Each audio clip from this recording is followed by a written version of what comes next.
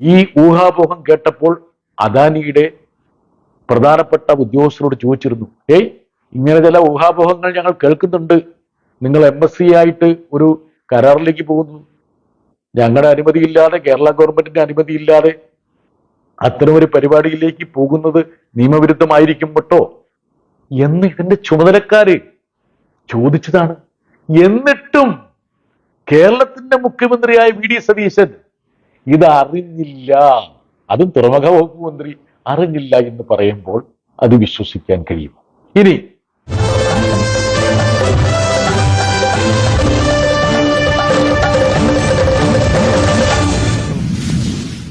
Hi, നമസ്കാരം. കേരളത്തിന്റെ മുഖ്യമന്ത്രി ആരാണ്? സംശയമില്ലല്ലോ, ശ്രീ VD സതീശൻ. കേരളത്തിന്റെ തുറമുഖ വകുപ്പ് മന്ത്രി ആരാണ്? സംശയമില്ലല്ലോ, ശ്രീ VD സതീശൻ. കേരളത്തിന്റെ തുറമുഖ വകുപ്പ് സെക്രട്ടറി ആരാണ്? സംശയമില്ല, സതീശന്റെ തന്നെ സെക്രട്ടറിയായ രത്തൻ കേൽക്കർ.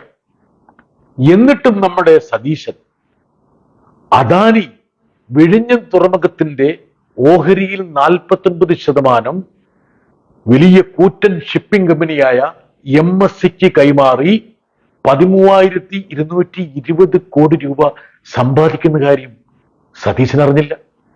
സതീശനെ രാവും പകലും പിന്തുണയ്ക്കുന്ന മാധ്യമങ്ങളൊക്കെ ഇത് ആഘോഷമായിട്ട് വാർത്ത നൽകി. സ്വാഭാവികമായിട്ടും കേരള ഗവൺമെന്റിലെ ചിലരും അദാനി ഗ്രൂപ്പിലെ PR കക്ഷികളൊക്കെ കൂടിയിട്ടായിരിക്കുമല്ലോ ഇത് ഈ വാർത്താ ശൃംഖല ആസൂത്രണം ചെയ്തിട്ടുണ്ടാവുക. എന്നിട്ടും എന്തേ നമ്മുടെ മുഖ്യമന്ത്രി ഇതൊന്നും അറിയാതെ പോയത്? ഇനി ഒരു ഫ്ലാഷ് ബാക്കിലേക്ക് ഞാൻ പോവുകയാണെ. ഇന്ത്യ ബ്ലോക്കിന്റെ മീറ്റിംഗ്, രാഹുൽ ഗാന്ധി, സാക്ഷാൽ രാഹുൽ ഗാന്ധി ഞങ്ങളെ നോക്കി പറയുകയാണ്, ഇടതുപക്ഷത്തിന് ഇടതുപക്ഷത്വം നഷ്ടപ്പെട്ടു എന്ന് ഞാൻ പറയാനൊരു കാരണമുണ്ട്. അപ്പം CPIയുടെ D രാജീവ് ഞാനും ചോദിച്ചു, എന്താണ് രാഹുൽ ഗാന്ധി അങ്ങനെ പറയാൻ കാരണം, ആരോപിക്കാൻ കാരണം? എന്റെ കയ്യിൽ ഫാക്ട്സ് ഉണ്ട്, വസ്തുതകളുണ്ട്. അപ്പോൾ ഞങ്ങൾ വീണ്ടും ചോദിച്ചു, എന്താണ് താങ്കളുടെ പക്കലുള്ള ഈ ഫാക്ട്സ്? ഞങ്ങൾക്ക് ഈ ലെഫ്റ്റിസം നഷ്ടപ്പെടാൻ അല്ലെങ്കിൽ നഷ്ടപ്പെട്ടു എന്ന് താങ്കൾക്ക് ബോധ്യപ്പെട്ട ചില ഫാക്ട്സ് എന്താണ്? നിങ്ങളല്ലേ അദാനിയെ കേരളത്തിലേക്ക് ആനയിച്ചത്. ഞങ്ങൾ ഞെട്ടിപ്പോയി. ഞങ്ങൾ മാത്രമല്ല, ഇക്കാര്യത്തെക്കുറിച്ച് നല്ല ധാരണയുള്ള ചില കോൺഗ്രസ് നേതാക്കന്മാരും തലയൊന്ന് പയ്യെ കുനിച്ചു. ഉമ്മൻചാണ്ടി മുഖ്യമന്ത്രി ആയിരിക്കുമ്പോഴാണ് അദാനിയെ കേരളത്തിലേക്ക് ആനയിച്ചതെന്ന കാര്യം രാഹുൽ ഗാന്ധിക്ക് അറിയില്ലേ? അദ്ദേഹത്തിന് അറിയില്ല. തിരുത്തിയപ്പോൾ അദ്ദേഹം ആ പ്രശ്നം വിട്ട് മറ്റൊരു കാര്യത്തിലേക്ക് പോയി. തിരിച്ചു വീണ്ടും നമ്മുടെ കാലിക വിഷയത്തിലേക്ക് വരാം. ആരാണ് അദാനി? വിഴിഞ്ഞം തുറമുഖത്തെ സംബന്ധിച്ച് കൺസെഷണർ മാത്രമാണ്. മലയാളത്തിൽ പറഞ്ഞാൽ ചുമതലക്കാരൻ മാത്രമാണ്. ആ പദ്ധതി നടപ്പിലാക്കാൻ നിയോഗിക്കപ്പെട്ട ഒരു ചുമതലക്കാരൻ. വിഴിഞ്ഞം തുറമുഖത്തിന്റെ ആത്യന്തിക ഉടമസ്ഥാവകാശം കേരളത്തിൻ്റെതാണ്, കേരളത്തിലെ ജനങ്ങൾക്കുള്ളതാണ്. ഇനി ഇതിന്റെ ഒന്നാം ഘട്ടത്തിലെ ചെലവെന്ന് പരിശോധിക്കാം. ഒന്നാം ഘട്ടത്തിൽ മുടക്കിയ തുകയുടെ 61.5% കേരള സർക്കാരാണ് മുടക്കിയത്, 5,595 കോടി രൂപ. ഇനി കേന്ദ്ര സർക്കാരിന്റെ ഭാഗത്ത് നിന്ന് വയബിലിറ്റി ഗ്യാപ് ഫണ്ട് എന്നും പറഞ്ഞ് VGF എന്നും പറഞ്ഞിട്ട് 818 കോടി രൂപ കിട്ടി. അപ്പൊ നമ്മൾ വിചാരിക്കും കേന്ദ്ര ഗവൺമെന്റ് എന്തോ ഉദാര വായ്പ കാണിച്ചു. ഇത് നമ്മൾ 12,000 കോടി രൂപയായിട്ട് തിരിച്ച് കേന്ദ്ര സർക്കാരിന് പിന്നീട് കൊടുക്കണം. അതായത് തുറമുഖത്തുനിന്ന് നമുക്ക് ലഭിക്കുന്ന, ഭാവിയിൽ ലഭിച്ചേക്കാവുന്ന ലാഭം എല്ലാം കൂടി കണക്ക് കൂട്ടിയിട്ട് കേന്ദ്ര സർക്കാരിന് കൊടുക്കണം. ഇനി അദാനി ചെലവഴിച്ച എത്രയാണ്? നമ്മുടെ പകുതിയാണ്, 2,500 കോടി രൂപ. 2,500 കോടി രൂപ മാത്രം ചെലവഴിച്ച അദാനി തങ്ങളുടെ കമ്പനിയുടെ 49% ഓഹരി MSCക്ക് വിറ്റ് 13,220 കോടി രൂപ സമ്പാദിക്കുന്നു. 5 മടങ്ങ്. കരാറൊരു വ്യവസ്ഥയുണ്ട്. ഈ ഓഹരി ഘടനയിൽ മാറ്റം വരുത്തുന്നതിന് മുമ്പ് കേരള സർക്കാരിന്റെ മുൻകൂർ അനുമതി വാങ്ങണം. സതീശന് അറിഞ്ഞു പോലുമില്ല. പക്ഷെ Adani stock exchange board of India സെബിക്ക് അപേക്ഷ സമർപ്പിച്ചു. ഇന്ത്യയിലെയും വിദേശത്തെയും എല്ലാ പത്രങ്ങളും റിപ്പോർട്ട് ചെയ്തു. എന്ത് നമ്മുടെ മുഖ്യമന്ത്രി അറിയാതെ പോയി?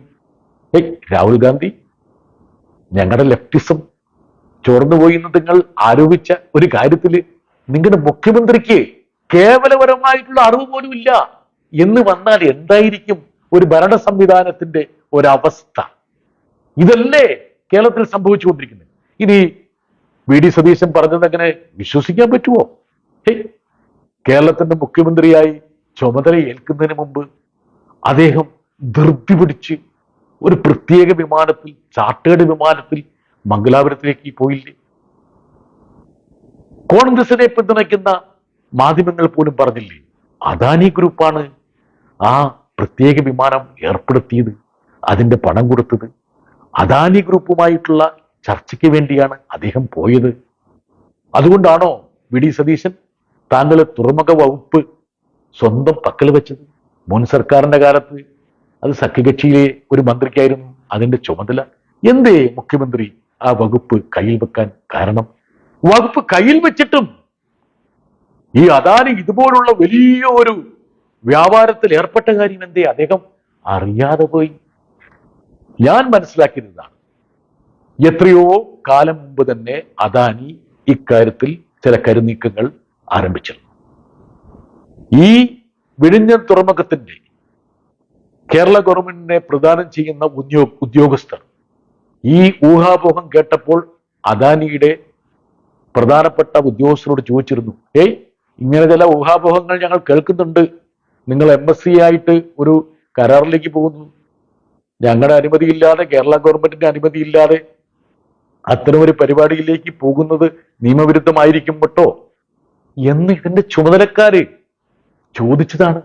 എന്നിട്ടും കേരളത്തിന്റെ മുഖ്യമന്ത്രിയായ വി ഡി സതീശൻ ഇത് അറിഞ്ഞില്ല, അതും തുറമുഖ വകുപ്പ് മന്ത്രി അറിഞ്ഞില്ല എന്ന് പറയുമ്പോൾ അത് വിശ്വസിക്കാൻ കഴിയും?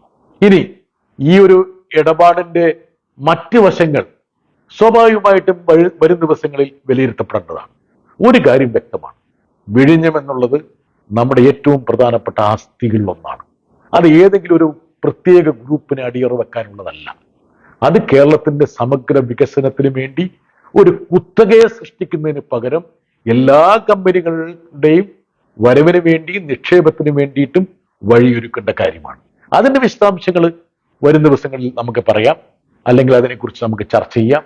പക്ഷേ ഇപ്പോൾ സംഭവിച്ചിരിക്കുന്ന കാര്യങ്ങളിലെ ദുരൂഹത അനാവരണം ചെയ്യപ്പെടണം, മറനീക്കി വസ്തുതകളും സത്യവും പുറത്തു വരണം.